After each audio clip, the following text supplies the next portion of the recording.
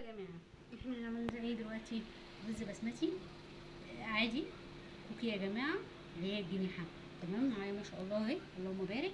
هنا ومعايا هنا. تعالوا بقى ايه للاختراع ده، ايه اللي هو ايه يعني انا ما علينا، اسمه توبوكي. ما علينا، يعني تحس ان انت بتاكل بطاطس بالصلصه يعني عادي. دي بطاطس يا جماعه. طبعا هنزل لكم طريقتها. هي بس كده عايزه باربيكيو وانا ما بحبوش وما كانش موجود عندنا في البيت، حبه سمسم. تمام. الاختراع ده لو اتاكل بسلطه الزبادي، يعني البطاطس بسلطه الزبادي افضل بكتير. لكن باللي ده انا بصراحه يعني انا بقول لكم عن تجربتي بصراحه.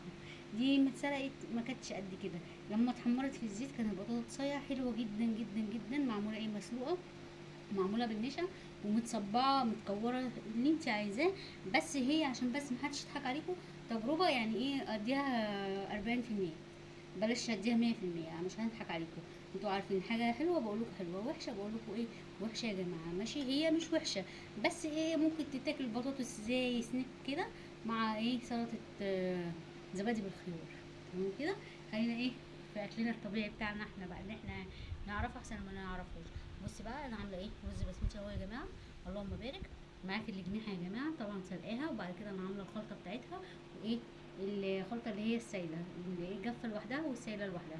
تمام كده، اللهم بارك. وتسخني الزيت ايه كويس يا جماعه. طبعا اهو ادي الكميه دي يا جماعه، ما شاء الله اللهم بارك. دول 2 كيلو من الاجنحه.